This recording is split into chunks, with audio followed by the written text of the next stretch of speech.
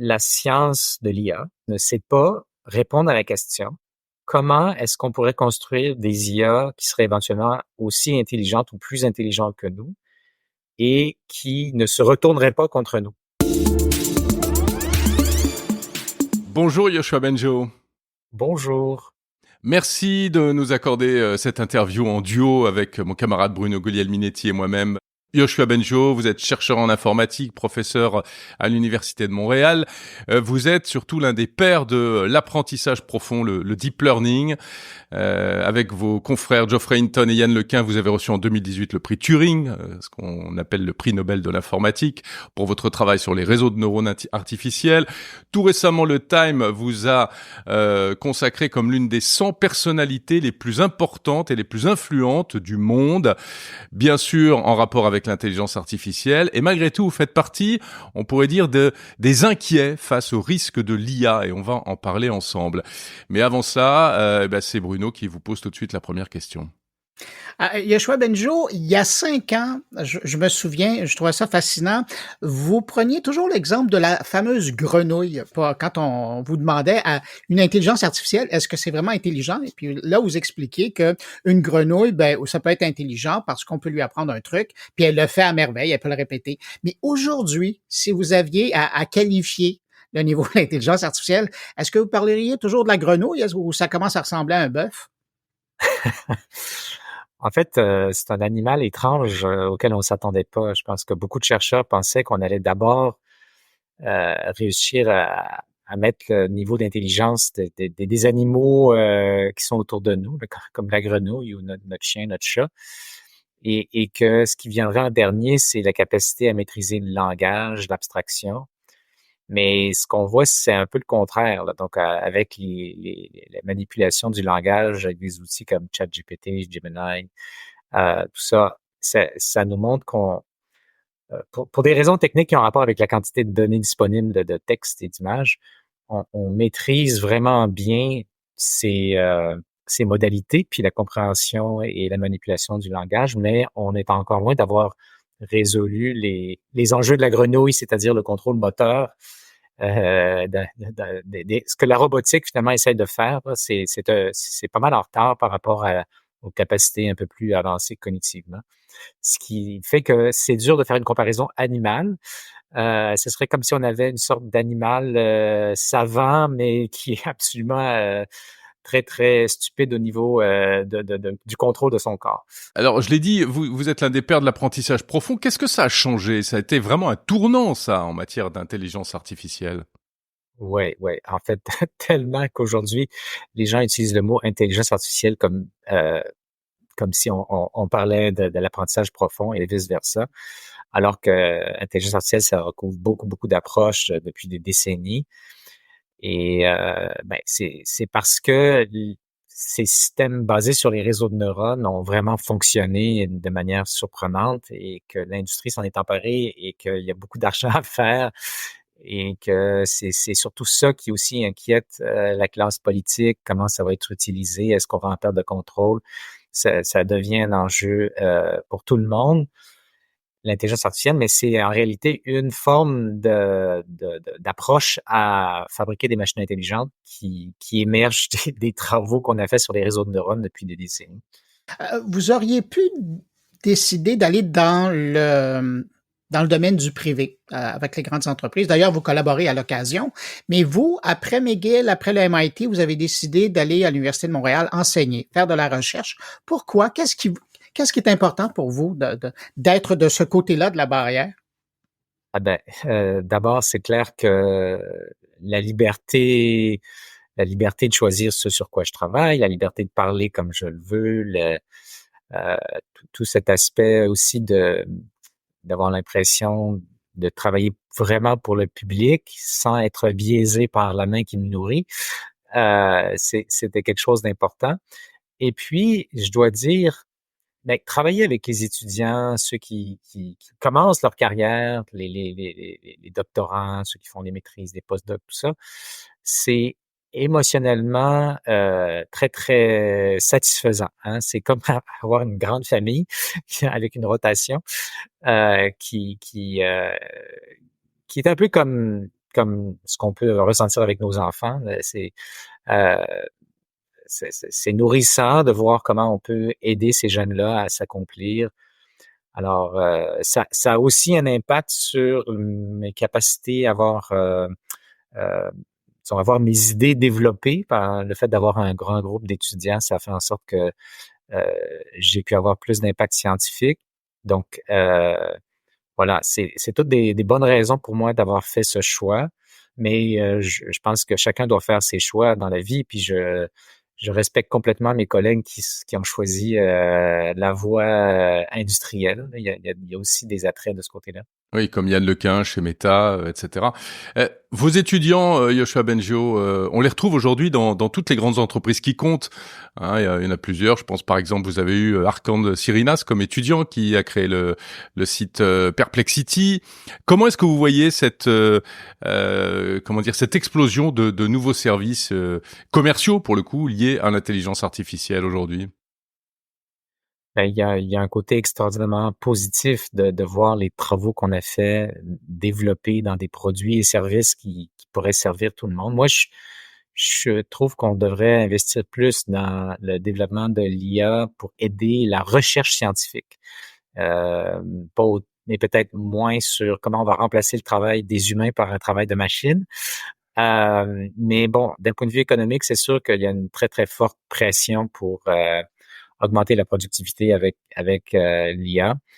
Euh, En même temps, j'ai pris conscience depuis déjà pas mal d'années, mais encore plus avec l'arrivée de ChatGPT, qu'on on peut pas faire ce déploiement de l'IA sans réfléchir aux conséquences, et ce qui pourrait mal tourner et quel genre de balises politiques, réglementaires, etc. On a besoin pour éviter les catastrophes. Alors justement, parlons-en, Yoshua Bengio. Ces inquiétudes, vous les avez soulevées publiquement en mars 2023, notamment quand vous avez signé ce manifeste pour un moratoire sur l'intelligence artificielle. Bon, ce moratoire, il n'a pas eu lieu finalement. On a continué à On avancer. s'attendait pas vraiment à ce que les compagnies répondent positivement, mais je Ouais, dirais quand même que ça a fonctionné. Pas dans le sens du moratoire, mais dans le sens de de la prise de soulever, conscience. oui, de la prise de conscience, exactement. Mhm. Quel bilan vous en faites? Est-ce qu'elle est suffisante, cette prise de conscience, ou alors est-ce qu'on va dans le mur? J'ai pas de boule de cristal. En tout cas, elle est pas suffisante. J'aimerais qu'on n'aille pas dans le mur. J'ai pas de solution miracle. Je pense que les solutions sont complexes et doivent être combinées les unes avec les autres pour augmenter les chances que ça se passe bien. Je Souvent on me pose la question, est-ce que vous êtes pessimiste, optimiste, puis les gens me caricaturent des fois comme pessimiste, mais en fait j'ai toujours été quelqu'un d'optimiste dans ma vie. Là. Vous pouvez trouver ça facilement si vous retracez l'histoire de ce que j'ai dit. Euh, En fait, je regarde le bon côté des choses, c'est-à-dire qu'est-ce qu'on peut faire pour que ça aille mieux, pour éviter les dangers.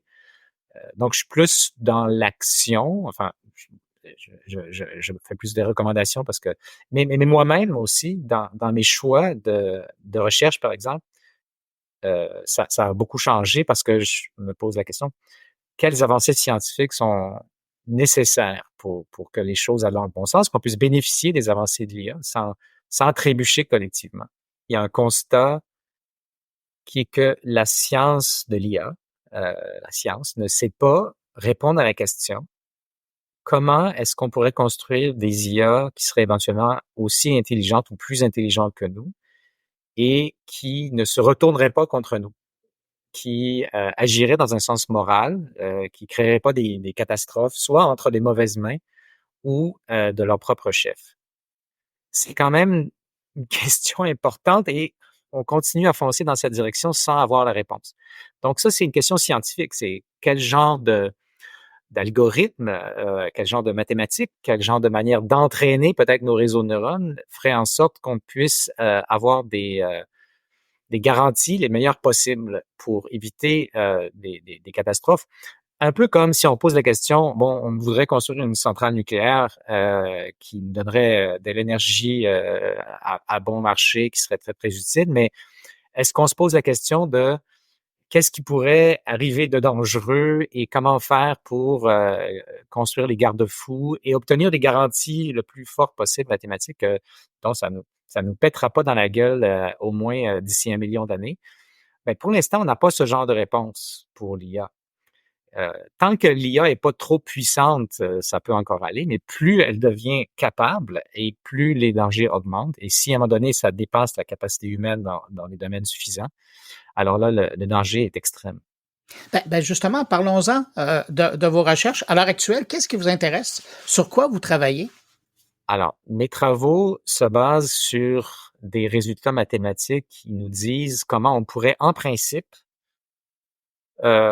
s'assurer que les actions d'une IA ne vont pas nuire. Donc, que la probabilité, donc pour être plus technique, la probabilité que une certaine action puisse nuire soit gardée en dessous d'un certain seuil confortable.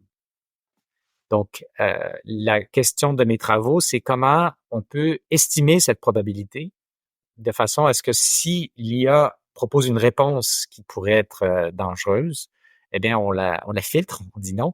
En fait, on voit un peu une forme simplifiée de ça. Si vous essayez de demander à ChatGPT de comment construire une bombe, il va vous dire non, je peux pas vous répondre.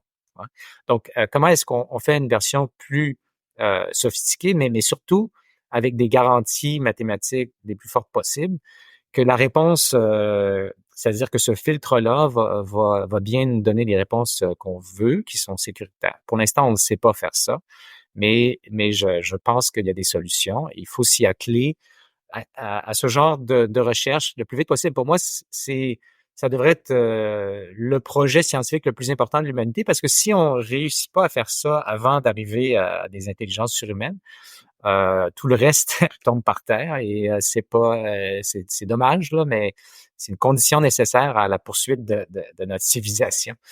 C'est des grandes considérations qui font peur, Yoshua Bengio. Mais en fait, quand on parle des risques de l'IA, vous, qu'est-ce que vous voyez concrètement comme risque de dérive? Ben, il y en a beaucoup, il y en a à plus court terme, il y en a à plus long terme. À plus court terme, ce qui inquiète beaucoup de chercheurs et de politiques, c'est l'utilisation de l'IA pour influencer l'opinion publique, donc changer les résultats des élections, déstabiliser nos démocraties, qui sont déjà menacées, comme vous savez.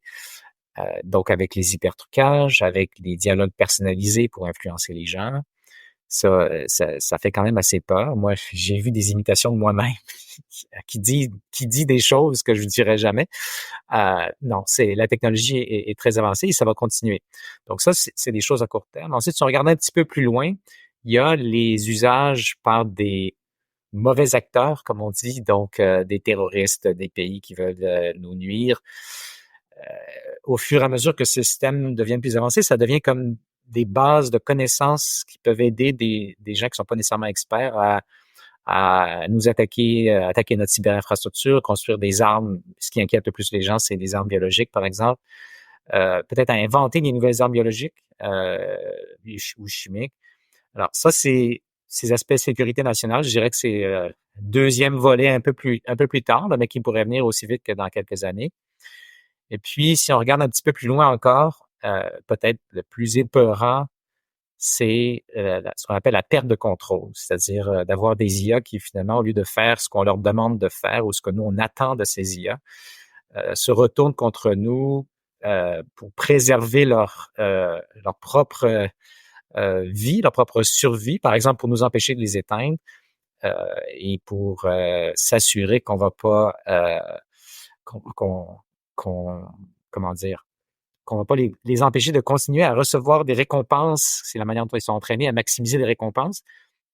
Il y a plusieurs scénarios possibles, mais c'est beaucoup relié à la question d'un mauvais alignement qui va toujours exister entre ce que nous, on aimerait que les IA fassent et ce qu'elles comprennent de nos instructions. Un peu, l'exemple que je donne souvent, c'est si vous avez un chat à la maison, puis vous voulez l'entraîner à ce qu'il vienne pas sur votre table de cuisine. Quand vous le voyez dans la cuisine, vous lui criez après et il va finir par comprendre. Mais qu'est-ce qu'il va comprendre? C'est pas ce que vous voulez. Il va comprendre que quand vous êtes à la cuisine, il faut pas aller sur la table de la cuisine. Mais donc, cette différence-là entre ce que vous voulez puis ce que la machine comprend, Dans le cas du chat, c'est pas trop inquiétant, mais imaginons qu'à la place d'un chat, ce soit quelque chose de plus puissant que vous, comme un ours grizzly. Ben, on voit qu'il y a des problèmes. On veut s'assurer que l'ours grizzly va pas faire des choses vraiment dangereuses pour nous. Alors, ce que vous disiez par rapport à vos travaux actuels, et là on retrouve votre optimisme finalement, c'est que ça, il y a peut-être possibilité de limiter les dégâts, mais vraiment à la racine. Parce qu'aujourd'hui, Ouais, quand on bride ChatGPT, c'est un peu ce qu'on appelle du fine-tuning. Hein. On lui dit, tu dis pas ça, tu dis pas ça. ouais, Mais vous, ouais, vous voulez vous situer à une couche encore inférieure, c'est ça? exactement. Avant même que qu'il donne sa réponse ou qu'il agisse, parce qu'on va avoir de plus en plus d'IA qui sont ce qu'on appelle des agents, là, c'est-à-dire qu'ils ont une certaine autonomie pour effectuer une tâche. Par exemple, si vous voulez utiliser une IA pour faire des réservations sur Internet, c'est pas juste une question-réponse, là, elle va interagir avec le monde pour obtenir quelque chose. Donc, ces IA qui prennent des décisions, aujourd'hui, ce qu'on fait, c'est que on va essayer de tester plein de cas où la machine pourrait faire des choses qu'on veut pas, puis après ça, on va lui dire ah non, faut pas faire ça, faut pas faire ça, faut pas faire ça. Puis c'est un petit peu comme l'exemple du chat de tantôt. Et le problème, c'est que dans des nouvelles situations, ça pourrait quand même déraper ou des humains mal intentionnés pourraient encore trouver des manières de faire faire à la machine ce qu'on veut pas qu'elle fasse. Et c'est déjà ce qui se passe en ce moment, là. Les compagnies essayent de mettre des protections, de les entraîner à éviter de vous donner des informations dangereuses, mais les chercheurs, les hackers trouvent des parades. Moi, ce sur quoi je travaille, c'est d'aller au cas par cas. Donc, pour chaque action, chaque décision de l'IA, on veut pouvoir dire, bon, est-ce que c'est une bonne chose ou pas, moralement, d'une certaine manière, ou selon les instructions euh, qui ont été reçues. C'est un peu comme un garde-fou, mais là, technologique. Il nous faut des garde-fous politiques, avec des règlements, mais il nous faut aussi un garde-fou technologique pour nous assurer que l'IA va pas tout d'un coup, parce qu'elle a mal compris ce qu'on disait ou qu'elle a des objectifs néfastes, faire quelque chose qui va nous nuire. Donc là, il faut comme une espèce d'autre IA qui, elle, va s'assurer que ce qui est demandé et ce que la machine veut faire correspond à quelque chose d'acceptable socialement. Ouais, une IA gendarme. Exactement, exactement. Ouais. Mais ces règles-là, ces règles éthiques-là, qui va les décider? Alors, on veut pas que l'IA décide seule, évidemment, parce qu'on peut perdre le contrôle de l'IA. Et vous savez évidemment que les humains sont pas d'accord entre eux sur ce Et qui voilà. est acceptable, ce qui l'est pas. Mais en théorie, il y a une réponse toute faite. Ça s'appelle la démocratie. Et puis, au niveau international, ben, il y a des accords internationaux. Donc, oui, il faut qu'on se mette d'accord entre nous, les humains, avec nos institutions démocratiques et internationales pour mettre les bonnes balises. Par exemple, la compagnie Anthropic a proposé une approche qui s'appelle IA constitutionnelle où on se met d'accord pour un texte, un peu comme on s'est mis d'accord après la Deuxième Guerre mondiale sur la Déclaration des droits de la personne. Puis on dit, ben voilà les choses, les lignes rouges à ne pas franchir. Et c'est un consensus. Et la machine maintenant doit s'en tenir à ça. Votre collègue Yann Lequin, lui, dit mais non, il n'y a pas de quoi s'inquiéter, il n'y a aucun risque, etc. Comment vous expliquez cette divergence de point de vue entre vous et lui? Je ne suis pas dans sa tête, mais ce que je vois, c'est que différents chercheurs analysent la situation et voient des probabilités de différents scénarios qui sont très différents. Et des chercheurs de très haut calibre, donc parmi les trois gagnants du prix Turing, Jeff Hinton et moi, on pense qu'il y a des risques très significatifs. Et Yann Lequin pense que tout va bien aller. Mais finalement, si on prend un petit peu du recul sur ces divergences, la réponse est qu'on ne sait pas. Hmm. On ne sait pas. Et là, dans l'incertitude, il me semble rationnel et logique et humaniste d'appliquer un principe d'incertitude et de précaution. Donc, de se dire, bon, peut-être que on va s'acheter une police d'assurance. On va mettre des règles pour éviter que des catastrophes possibles, en tout cas qu'on ne sait pas comment, on n'a pas d'argument pour nier que ça puisse arriver, que ces catastrophes n'arrivent pas. Donc, pour moi, c'est vraiment une question d'appliquer le principe de prudence face à une incertitude scientifique qui est grande, mais qui implique des impacts potentiellement énormes, potentiellement la fin de l'humanité. C'est pas, on parle pas de petits dégâts, là. Ouais.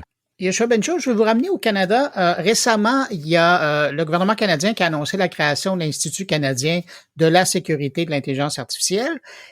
Et vous aviez l'air, et j'étais présent à la conférence de presse, vous aviez l'air vraiment heureux de cette affaire-là. Et il y a une phrase que vous avez dite qui m'est restée dans la tête. Vous avez dit, je vous cite là, mais pas juste, vous me corrigerez. Aujourd'hui, avec cette annonce-là, le gouvernement canadien se place du bon côté de l'histoire. Qu'est-ce que vous vouliez dire? Puis à qui vous pensiez quand vous disiez que le Canada se positionne du bon côté? Ben, différents pays réagissent différemment à la situation et à ces risques, aux discours et aux débats qui existent dans la communauté scientifique. Et comme je vous ai dit tout à l'heure, il y a une grande incertitude. Je pense que dans la perspective où la sécurité du public est potentiellement en danger de manière grave, c'est la responsabilité historique des gouvernements de faire ce qu'il faut pour au moins mettre des protections. Donc, et puis, ces instituts de sécurité de l'IA, c'est un côté scientifique aussi, c'est-à-dire que, comme je disais, on n'a pas les réponses aux questions comment construire des IA qui vont pas nous nuire énormément éventuellement. Donc, l'investissement, c'est en grande partie, je le suppose, hein, c'est pas, les détails sont pas ficelés, c'est pour encourager la recherche pour répondre à ces questions. Je pense qu'il y a aussi un côté, j'espère, qui est pas seulement scientifique, mais gouvernance. C'est-à-dire, aujourd'hui, on n'a pas nécessairement toutes les réponses pas seulement comment le régulateur devrait agir. Hein, on voit la loi européenne qui fait un pas excellent dans la bonne direction, mais aussi comment ça doit se passer dans ces entreprises. Quel genre de surveillance, quel genre de mécanisme de prise de décision. Pourquoi? Parce que les décisions qui vont être prises dans ces entreprises qui fabriquent les IA de pointe dans les prochaines années vont vraisemblablement avoir un très, très grand impact sur nos sociétés, puis pas seulement dans les pays où ça sont mis au point. Et donc, par exemple, je crois que la communauté internationale, peut être représentée par l'ONU, devrait faire partie des processus de décision. Une chose que j'ai proposée, c'est que les conseils d'administration des compagnies qui fabriquent ces systèmes-là devraient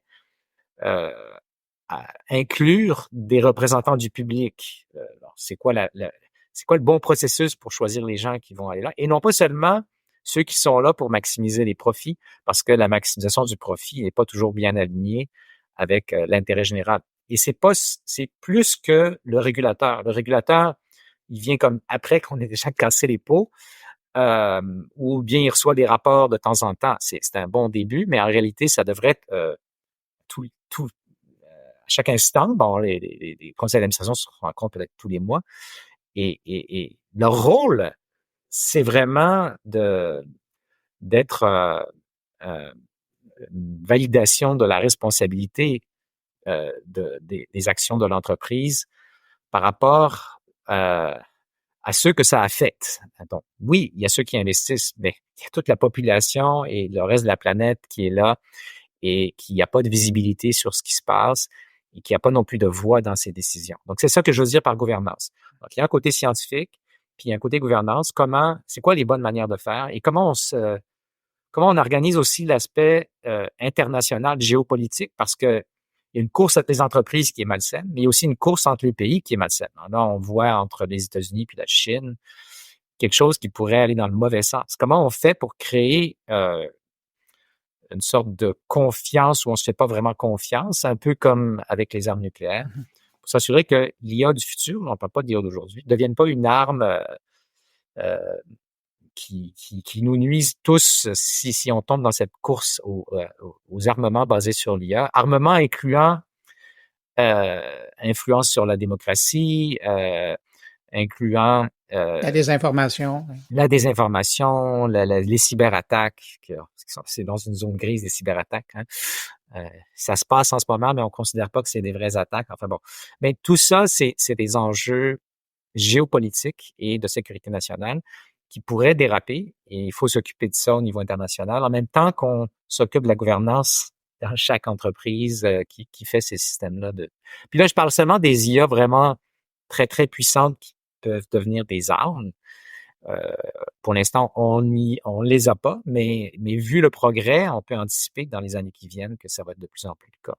Yoshua Bengio, vous avez l'oreille des politiques aussi, vous leur parlez, l'administration américaine, etc. Est-ce qu'ils vous entendent, est-ce qu'ils vous comprennent, ou bien ils restent définitivement pour rebondir sur la question de Bruno, du mauvais côté en fait de la régulation.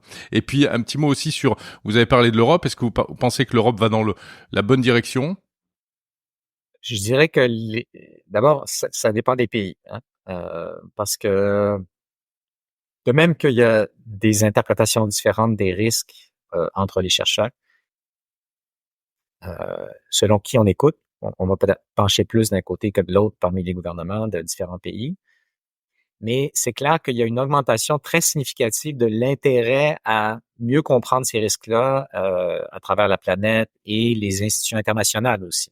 Donc ça, c'est bien, mais c'est pas suffisant. Il y a une éducation à faire pour comprendre ces enjeux, et j'ai pris un chapeau depuis 6 mois qui concerne justement la compréhension pour ceux qui sont responsables des politiques publiques de la science, de la sécurité de l'IA. Donc, je suis responsable d'un rapport qui fait suite au sommet international qui a lieu près de Londres en novembre 2023. Et ça se veut un rapport un peu sur le style des rapports internationaux sur le climat, du panel international sur le climat. Donc, mais là, c'est sur la question des enjeux de sécurité de l'IA. Donc, on va essayer de résumer la science pour consommation par les gouvernements.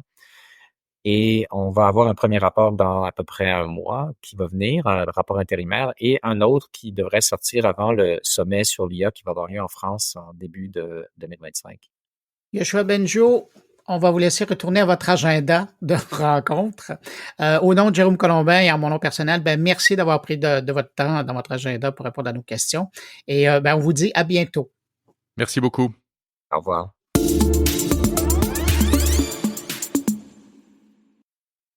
Comme des milliers d'auditeurs, vous avez apprécié cet épisode et vous souhaitez associer l'image de votre entreprise au podcast Monde Numérique, alors n'hésitez pas à nous contacter. Le podcast est un média idéal pour toucher une audience de qualité. Plusieurs formats sont possibles, spot classique, message host-read, contenu sponsorisé. Pour devenir partenaire de Monde Numérique, rien de plus simple. Rendez-vous dès à présent sur le site mondenumérique.info, rubrique Contact, et envoyez-nous un message. On a certainement plein d'idées à partager.